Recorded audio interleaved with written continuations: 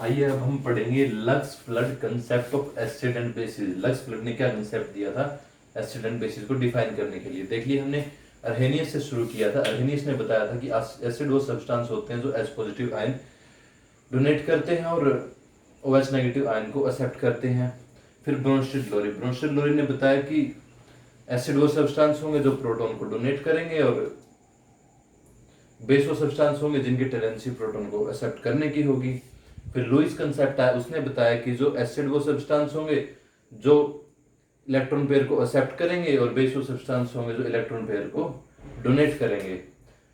तो उन्होंने maximum acid and bases को डिफाइन कर दिया था। जो बचा वो था ऑक्साइड आयन। ऑक्साइड आयन को डिफाइन करने का काम किया एसिड एंड बेस के रूप में, एसिड एंड बेस की फॉर्म में पहले लक्स ने, फिर इस पे फ्लड ने काम किया। उन्होंने कंसेप्ट दिया कि एसिड वो सब्सटेंस होगा जो ऑक्साइड आयन को एक्सेप्ट करेगा। जो एसिड ऑक्साइड आयन को एक्सेप्ट जो भी सब्सटेंस ऑक्साइड आयन को एक्सेप्ट करेगा वो एसिड होगा, और जो सब्सटेंस ऑक्साइड आयन को डोनेट करने की कैपेसिटी रखेगा वो हमारा बेस होगा। देखिए एग्जांपल से, बेस वो सब्सटेंस होंगे जो एसिड देंगे और ऑक्साइड आयन देंगे। ये क्या कर रहा है, इसकी कैपेसिटी ऑक्साइड आयन को डोनेट करनी है। ऑक्साइड आयन क्या कर रहा है, डोनेट कर रहा है।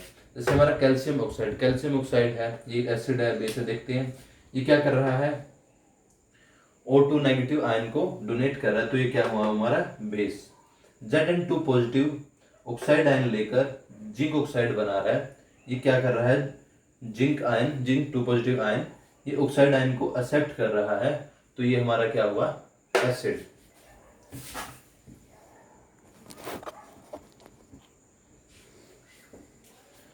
आइए अब हम देखते हैं यूसनोविच कंसेप्ट। यूसनोविच ने क्या किया, अब तक जितनी भी डेफिनेशंस थी एसिड एंड बेसिस की उनको कंबाइन कर दिया।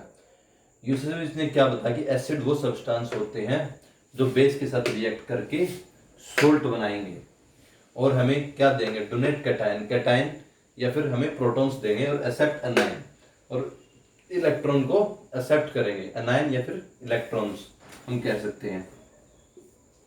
और बेसिस वो सब्सटेंस होंगे जो एसिड के साथ रिएक्ट करके सोल्ट बनाएंगे और इलेक्ट्रॉन पेयर को डोनेट करेंगे और प्रोटॉन को एक्सेप्ट करेंगे। इसने तीनों डेफिनेशन, पिछली डेफिनेशन को कंबाइन कर दिया एक फॉर्म में। इस एग्जांपल हम कोई भी ले सकते हैं। पिछले हमने पढ़ा था ऑक्साइड आयन को जो एक्सेप्ट करता है वो हमारा एसिड होता है, तो उसमें हमने एग्जांपल लिया था Zn2 positive plus O2 negative ZnO zinc oxide. वो हमारा जिंक ऑक्साइड वहां पे एम्फोटेरिक सब्सटेंस था, वो वहां पे एसिड और बेस दोनों की तरह बिहेव कर सकता था। ऐसी एल्यूमिनियम ऑक्साइड Al2O3 ये भी हमारा एक एम्फोटेरिक सब्सटेंस है, क्योंकि ये हमारा एसिड और बेस दोनों की तरह बिहेव कर सकता है जिंक ऑक्साइड की तरह।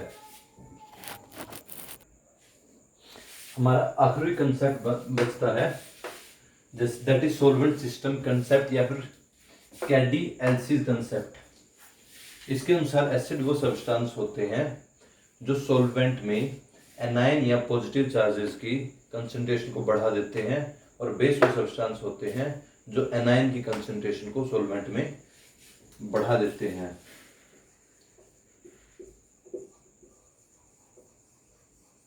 एग्जाम्पल से देखते हैं। HCl हमारा एसिड है, जब इसको वाटर के साथ रिएक्ट करते हैं तो ये हमारा अपना H पॉजिटिव आयन देता है और हाइड्रोनियम आयन बढ़ जाता है, तो कैटायन सॉल्वेंट में बढ़ जाते हैं। वहीं NH3 अमोनिया हमारा बेस है, ये H पॉजिटिव आयन लेता है और OH नेगेटिव आयन रिलीज हो जाता है, तो ये एनायन की कंसंट्रेशन को सिस्टम में बढ़ा देता है। तो इसी के साथ हमारे सारे कंसेप्ट एसिड एंड बेसिस के बारे में खत्म हो जाते हैं।